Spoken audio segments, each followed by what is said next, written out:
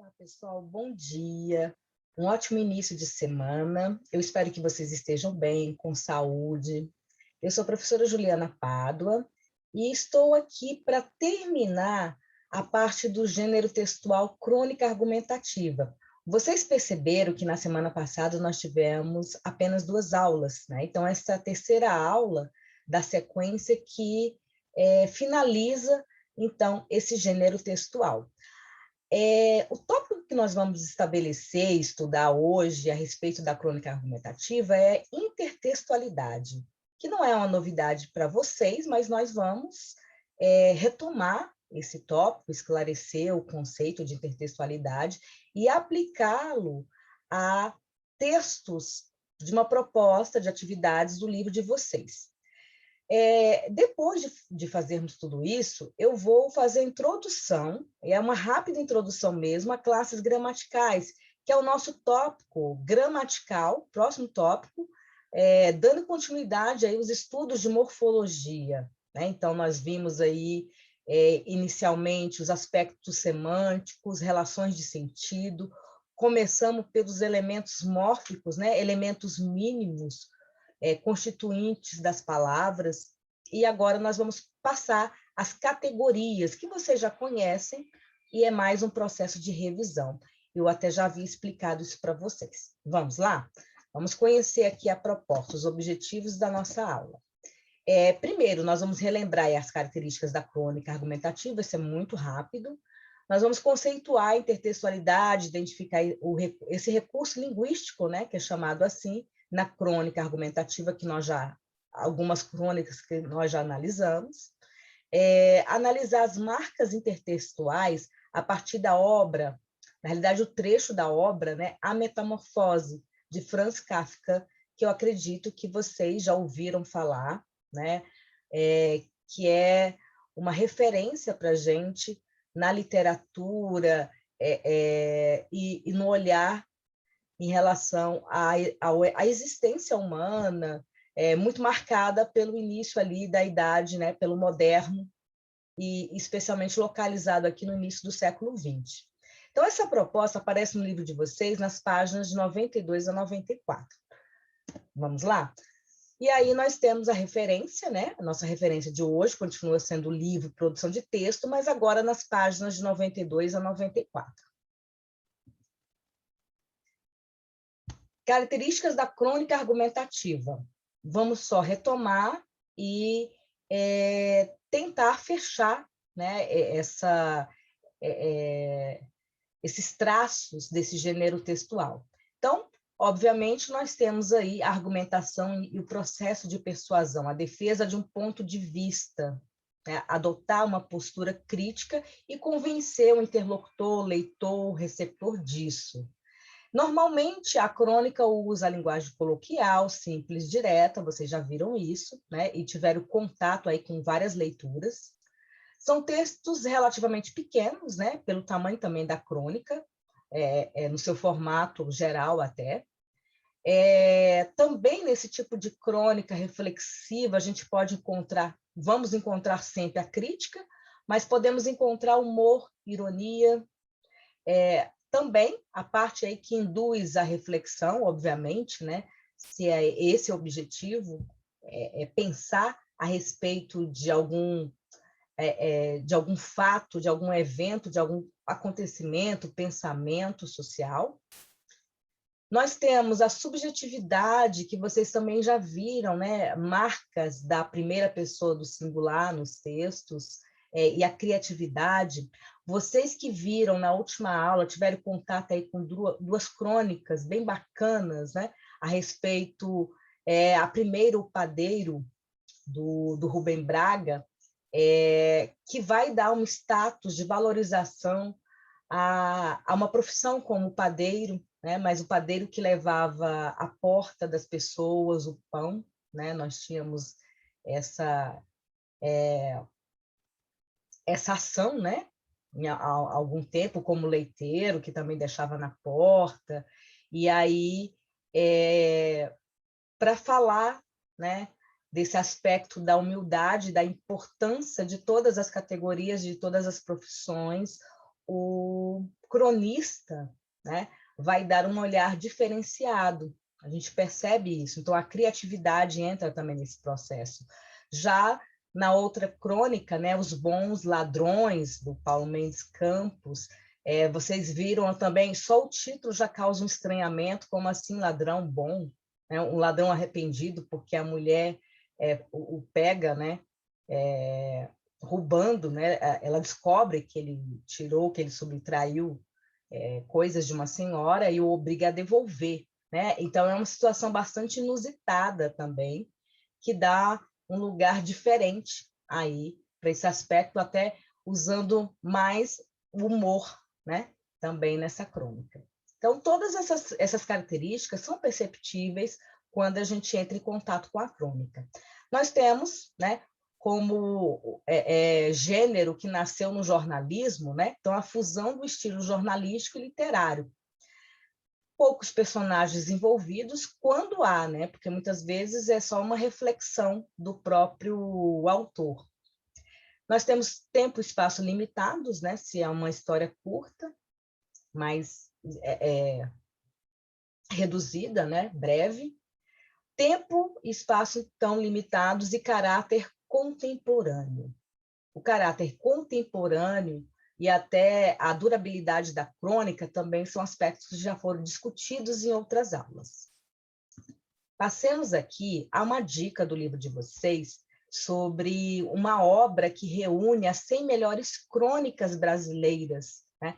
Vale a pena, de repente, depois buscar. Nós temos, olha, cronistas, né, e autores como Rubem Braga, Moacir Clear, Luiz Fernando Veríssimo, que a gente vai falar hoje, né, vai usar um trecho de um texto dele, Clarice Lispector, né, que entra aí nessa seara, ela é contista, cronista, novelista, Fernando Sabino, Carlos Drummond de Andrade, nós já lemos algumas coisas do Drummond, e entre outros, né? Então, busquem, né, quando tiverem oportunidade. Vamos ao conceito aí da intertextualidade. Nós já falamos sobre intertextualidade, o intertexto é o diálogo entre textos, né? É uma ideia, um conceito que nasceu a partir de uma teoria de dialogismo do teórico russo Mikhail Bakhtin, né? Então, o diálogo entre os textos, a comunicação, um texto que faz referência a outro, né, que lembra outras categorias, outras situações. Olha só, aqui eu tenho uma imagem da Mona Lisa de máscara, né? Então, essa Mona Lisa aí, que data de séculos, né? E lá, no período da Renascença, praticamente, está aqui atualizada, né? Mostrando uma situação do momento, do que vivemos. Então, aí esse diálogo, essa releitura, né? Diálogo entre contextos também. Vamos aqui ao conceito de intertextualidade. A intertextualidade é um recurso linguístico que faz o diálogo entre duas ou mais obras, utilizando um texto-fonte como referência. Um autor utiliza um recurso intertextual quando ele traz elementos de outras obras para dentro da sua, estabelecendo uma relação entre elas.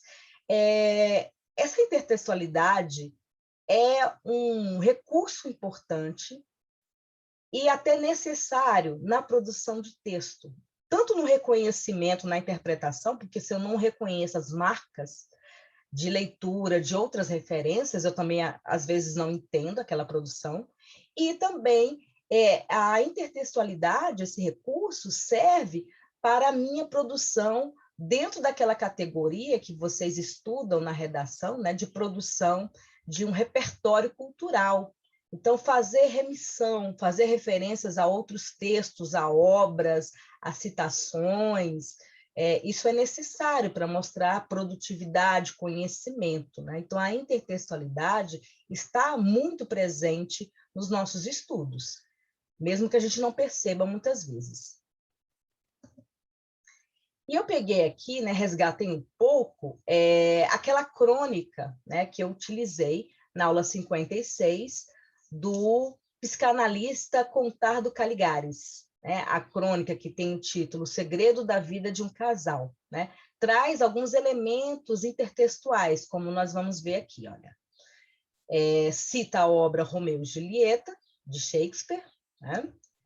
Vem para uma relação mais contemporânea a partir do depoimento de um autor norte-americano sobre a esposa, sobre a relação que ele vivia com a esposa, né? Sobre Alice, do Calvin Trelane, e também cita, né, como exemplo de relação amorosa Cinderela, os contos de fada. Só a título de curiosidade, né, aqui a Cinderela que a gente conhece, né, muito a versão dos irmãos Grimm, depois a versão da Disney, e que tem um final feliz. Mas os contos mais antigos, né, originários aí especialmente de uma produção popular, eles não tinham necessariamente um final tão feliz ou tinham aspectos mais dramáticos e trágicos, né? Se vocês tiverem a oportunidade depois, procurem também. Seguindo aqui, onde é que a gente percebe essa intertextualidade na crônica que foi analisada nessa aula? Olha só, lá no início da crônica, né, que eu li, trabalhei com vocês, parte a parte, com reconhecimento das características da crônica argumentativa, ele começa assim, essa introdução. Em geral, na literatura, no cinema e nas nossas fantasias, as histórias de amor acabam quando os amantes se juntam. É o modelo Cinderela. Ou então, quando a união esbarra no obstáculo intransponível, é o modelo Romeu e Julieta. No modelo Cinderela, o narrador nos deixa sonhando com viveram felizes para sempre, que seria a óbvia consequência da paixão. No modelo Romeu e Julieta, a felicidade que os amantes teriam conhecido se tivessem podido se juntar é uma hipótese indiscutível. E aí ele começa, né, com essa trajetória intertextual para falar, ele produzindo um texto ainda de um terceiro texto, que é, né, sobre Alice, né, o depoimento do marido de uma relação comum, né, que foge um pouco a essas duas categorias aí citadas, de Cinderela e Romeu e Julieta. Tá? Então, essa relação intertextual. E isso só é possível se eu consigo reconhecer a obra Cinderela, né, essa referência, e também Romeu e Julieta, pelo menos por alto. Senão as coisas se tornam mais difíceis na minha leitura e talvez eu não entenda exatamente a intenção do autor. No livro de vocês, a partir da página 92, nós temos aí uma atividade envolvendo esse aspecto intertextual. Tá? Então, olha só, no capítulo 1, você aprendeu que para construir os sentidos de um texto, o leitor precisa acionar seus conhecimentos sobre textos, discursos sobre o mundo em geral. Uma situação em que isso se torna particularmente evidente é aquela em que o autor faz uso da intertextualidade, recurso que consiste em referir-se em determinado texto a outro texto previamente existente, denominado intertexto, relação entre textos, né? Então, olha só, vamos ver se vocês reconhecem essa historinha aí de algum lugar. Gregor Samsa acordou naquela manhã transformado num monstruoso inseto. Cara, que fome! Ele nem ligou e voltou para o seu emprego normal. Mascote numa fábrica de inseticidas. Pelo menos não preciso mais usar aquela fantasia ridícula. Esse processo de transformação da pessoa no inseto que vai trabalhar, né, é uma remissão, é uma referência a essa obra que eu citei no início para vocês, que é a Metamorfose, né, de Kafka. Aqui, a mesma situação, essa intertextualidade. Semana UO. Numa manhã, ao despertar de sonhos inquietantes, a gente, deu por si que não havia se transformado no gigantesco inseto e, portanto, teria que trabalhar. Então, ele só poderia deixar de trabalhar, de viver normalmente, se fosse transformado em inseto, como na obra original de Kafka. A primeira tira apresenta um personagem que, em certa manhã, descobre-se transformado em um monstruoso inseto. Na segunda tira, a história é semelhante, exceto pelo fato de que, ao despertar de sonhos inquietantes, o personagem descobre que não se transformou em um inseto, né? Então, nós temos essa inversão, mas ainda a referência a um texto, né, original, aí, a chamada Metamorfose. Para compreender plenamente o humor dessas produções, o leitor precisa saber que ambas se referem a outro texto, a novela A Metamorfose, do escritor tcheco Franz Kafka, 1883-1924, publicada pela primeira vez em 1915. Considerada uma das mais perturbadoras obras narrativas, né, da literatura contemporânea. A Metamorfose conta a história de Gregor Samsa, um caixeiro viajante que trabalha duro e desiste dos próprios sonhos para ajudar a pagar dívidas dos pais. Ao despertar certa manhã, Gregor descobre-se transformado em um gigantesco inseto. O texto não dá qualquer explicação para a metamorfose do personagem. Em vez disso, transporta o leitor para um estranho e solitário mundo em que ele passa a viver, rejeitado pela família e obrigado a permanecer recluso no próprio quarto.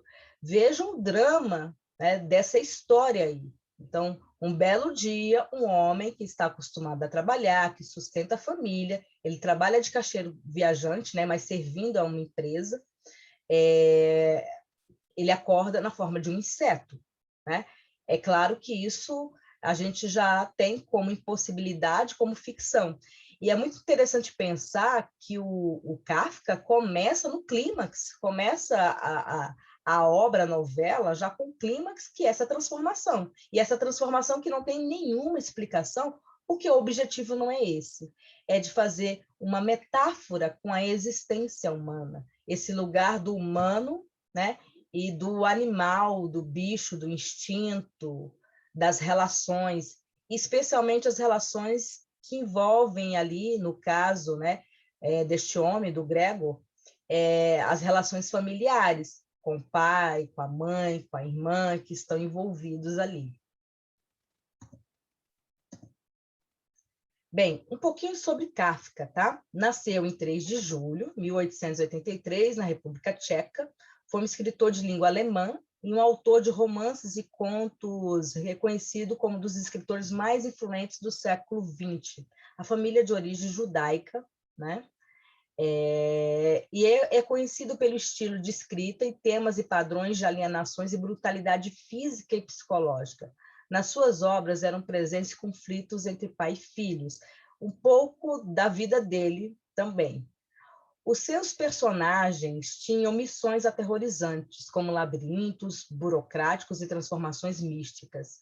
Em português, o autor ficou conhecido com o termo kafkaniano, né? O qual remete a algo complicado, labiríntico e surreal, a modelo aí de Jorge Luis Borges, né? Autor argentino, como as situações que estão em suas obras, Então, esse aspecto do horror, do terror, que se aproxima muito do gótico, né? Também é um estilo literário muito marcante aí do final do século XIX e início do século XX. E, assim, o Kafka morreu jovem, né, na casa dos 30 anos, acometido pela tuberculose, mas não em consequência exatamente dela, né? E não deixou tantas obras assim, mas obras marcantes, textos bem marcantes. E uma imagem dele, né, jovem, né, não chegou a envelhecer, mas deixou aí um bom legado para nós. Essa imagem é interessante, né, que mostra o aspecto do horror, da transformação, da bagunça, né, da falta de um... Assim, é relação com o caos mesmo, né? Então, não há organização, limpeza, essa coisa do aspecto do mal ou do ruim, né? Do tenebroso, digamos assim. E aí, aqui, algumas capas, essa bem interessante, né? O homem transformado num inseto, né? E uma outra com a própria foto do autor. Vamos a uma atividade, tá? E essa atividade são trechos, né? Aí que fazem intertextualidade com a obra de Kafka. No primeiro, nós temos a obra original, né? E depois alguns trechos de uma releitura do Luiz Fernando Veríssimo. Quando certa manhã Gregor Samsa acordou de sonhos intranquilos, encontrou-se em sua cama metamorfoseado num inseto monstruoso. Estava deitado sobre suas costas duras como couraça, e ao levantar um pouco a cabeça, viu seu ventre abaulado marrom, dividido por nervuras arqueadas, no topo do qual a coberta, prestes a deslizar de vez, ainda mal se sustinha. Suas numerosas pernas, lastimavelmente finas em comparação com o volume do resto do corpo, tremulavam desamparadas diante dos seus olhos. Vejam que esse início, né, esse início já dramático, porque a obra começa exatamente assim, é permeada pela descrição. Então, nós temos o uso de adjetivos e de uma gradação de eventos, né, nessa descrição, que vão proporcionar ao leitor uma construção dessa imagem, né? Então, de como o corpo, a cabeça é coberta ali, né? Nesse processo de transformação, exatamente. Tá? E aí a gente tem aqui do Luiz Fernando Veríssimo o primeiro 2 trechos, né, dessa releitura dele. Quando Gregório Sousa acordou certa manhã de uma noite mal dormida, cheia de sonhos perturbadores, olhou seus pés que emergiam da outra extremidade da coberta curta e viu que tinha se transformado em Franz Kafka. Olha a mudança. Na verdade, levou algum tempo para descobrir quem era. Começou certificando-se que aqueles pés, decididamente, não eram os dele. Examinou-os com interesse e deduziu que eram pés da Europa Central, possivelmente tchecos. Mas só quando sua mãe entrou no quarto e ele respondeu o seu bom dia em tcheco, espantando-se tanto quanto a ela deu-se conta de quem era. Então, a transformação aí, né, e o nome, vejam só, é Gregório Sousa, né, uma adaptação em portuguesa. A transformação aqui não é em inseto, mas numa outra pessoa, com uma outra linguagem, né, com outro vocabulário que causaria, obviamente, o mesmo estranhamento, né? Também, talvez não o mesmo terror, mas um estranhamento. Nesse segundo trecho, nós temos o seguinte, é uma outra versão. Uma barata acordou um dia e viu que tinha se transformado num ser humano. Começou a mexer suas patas e descobriu que só tinha 4, que eram grandes e pesadas e de articulação difícil. Acionou suas antenas e não tinha mais antenas. Quis emitir um pequeno som de surpresa e, sem querer, deu um grunhido. As outras baratas fugiram aterrorizadas para trás do móvel. Ela quis segui-las, mas não coube atrás do móvel. O seu primeiro pensamento humano foi: que vergonha, estou nua. O seu segundo pensamento humano foi: que horror, preciso me livrar dessas baratas. Vejam aí agora, né? É uma barata transformada em ser humano, é um inseto transformado em humano, né? Uma inversão. Nós temos aí, obviamente, né, um humor envolvido nessa inversão, nessa mudança, nesse deslocamento e também, né, toda uma releitura. Então, o Veríssimo foi fazendo aí algumas releituras, alguns textos, né, pensando como é que seriam essas transformações, como é que a gente poderia transformar em outras coisas, esse universo da transformação. Eu acho que em algum momento vocês já viram algumas referências também, nós temos uma música, né, Metamorfose, Transformação, do Raul Seixas. Nós temos uma personagem, quando eu falo personagem, a personagem pode ser masculino ou feminino, do X-Men, né? Acho que é o Fera, e que é essa coisa do humano transformado, né, em bicho. Há um filme bastante antigo também, que é A Mosca, que um ser humano passa por essa transformação. Então, há inúmeros exemplos que vocês vão se lembrar aí, fazendo esse processo de diálogo, né, de leitura intertextual também. Vamos aqui a algumas questões. Expliquem brevemente, porque essa atividade foi passada em grupo, né, como proposta. Expliquem brevemente como o tema original de Franz Kafka é revivido em cada texto, né? Então, nós temos ali no primeiro o nome, né, diferenciado pelo renomeado, né, pelo Veríssimo Gregório Sousa, que se transforma em Kafka. E no segundo há uma inversão, né, que é a barata se transformando em humano. Mencionem pelo menos um aspecto em cada texto que, na opinião de vocês, produz um efeito humorístico, né? No primeiro, aqui a sugestão do livro é que examinou o interesse e deduziu que eram pés da Europa Central, essa parte, né, que cria humor aí, eram possivelmente tchecos. Na segunda, né, da barata, a ex-barata, né, quando ela se descobre nua, que horror, né? E quando ela tem o segundo pensamento humano, preciso me livrar dessas baratas. No terceiro, pergunto assim, no último parágrafo da crônica, na maciota, também ocorre uma intertextualidade, identifiquem-na.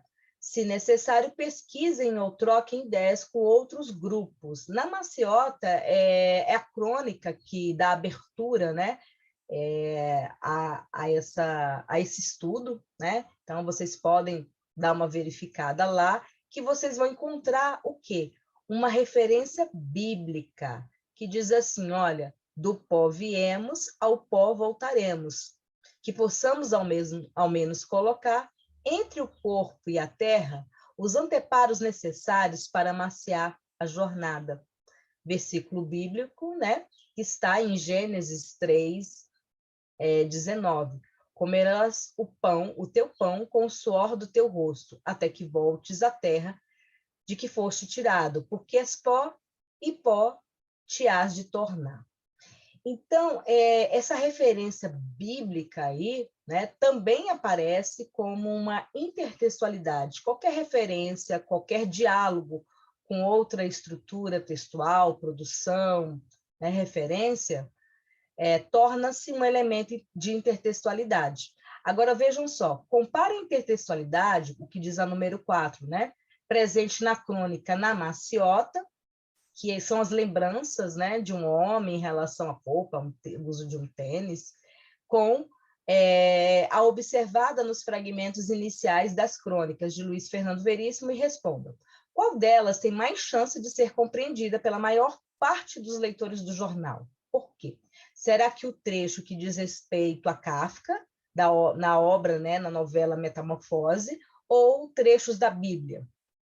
Eu acredito que vocês respondam que a Bíblia, por ser um livro mais conhecido, né, um dos livros mais lidos do mundo, então, especialmente no Ocidente, tá? Na maciota tem maior chance de ser compreendida, pois ela utiliza como intertexto a Bíblia, um dos livros mais vendidos em todo o mundo, né? Então, reforçando aí o que eu coloquei para vocês. E essa referência a um autor, mesmo sendo do século XX, né, acaba sendo, quando a gente faz uma comparação com a Bíblia, né, acaba tendo menores chances aí de ser reconhecida, porque para a gente formar esse aspecto intertextual é preciso o reconhecimento dessas marcas pelo interlocutor, né, pelo receptor do texto. Com base nessa comparação, o que vocês concluem sobre quais fatores o autor do texto precisa considerar ao fazer uso da intertextualidade? Obviamente, ele precisa considerar o público leitor, para quem que está, né, se está escrevendo, tá? Então, precisa haver essa previsão, né? Essa consciência de que o público conhece ou não determinada obra, determinada referência, né? Então, aqui reforçando, né, isso envolve não apenas o nível de conhecimentos formais do leitor, mas também sua origem cultural, né? Que vai fazer a faixa etária, porque dependendo aí, né, no Ocidente, a Bíblia, obviamente, é mais difundida, em outras regiões do mundo pode não ser, né? Uma criança vai reconhecer, ao fazer essa leitura, né? Ela teria que ser colocada antes na obra para poder fazer esse processo. É tanto que nós temos hoje muitas adaptações dos clássicos, né? Adaptações para o ensino fundamental, para que crianças já comecem a ter contato com obras que estudamos, né? Que são aí parte da nossa construção cultural. E aí, resumindo, né, uma síntese, pegando lá a primeira tirinha, tirinha de Benet, que faz a intertextualidade com a metamorfose, né? E usa um gênero discursivo diferente, porque uma novela, o outro é a tirinha, né? E tem a função aí de produzir humor, né? Aquele inseto que vai trabalhar e não tem nenhum processo de transformação, lá na primeira tirinha que nós lemos. E para começarmos a conversar sobre classes de palavras, a gente vai entender aqui um conceito inicial sobre isso. Então, olha só, a gramática organiza as palavras nos seguintes grupos: substantivo, adjetivo, artigo, numeral, pronome, verbo, advérbio, preposição, conjunção e interjeição. Contabilizando um conjunto de 10 classes gramaticais, classes de palavras. Essa classificação possui um critério de composição denominado, para alguns gramáticos, de critério morfossemântico. Tá? E também a gente fala em morfossintaxe, envolvendo a relação da classificação de categorias com o papel que cada palavra pode exercer. Então, eu posso ter um substantivo com a função de sujeito, com a função de objeto direto, objeto indireto, e por aí vai. Né? Nós vamos verificar. Lembrando que o semântico é a relação de sentido que também pode ser utilizada nessas categorias. Tá? Então, aqui só um esqueminha, classes de palavras e todas essas classes, todos esses grupos que nós mencionamos. Nós vamos relembrar um a um. Vamos começar pelas classes variáveis, que nós chamamos de variáveis, que sofrem uma flexão, né? Então, e nós temos aí como centro, né, dessa parte desse estudo, o substantivo, que é o nome das coisas, né? Em torno dele eu reconheço um artigo, um numeral, um pronome, que ora substitui, que ora acompanha, né? E por aí vai, tá? Então, vamos começar a relembrar. E, como eu falei para vocês, nós teremos a gramática 2 como referência, só que nós não vamos utilizar página a página, capítulo a capítulo. Pode ser que a gente tenha alguma atividade de lá, ou para revisão, ou mesmo para esse processo da revisão dessas categorias, mas o que vocês precisam fazer é exatamente acompanhar, né, relembrar essa parte teórica na gramática de vocês. Tudo bem? Então, olha só.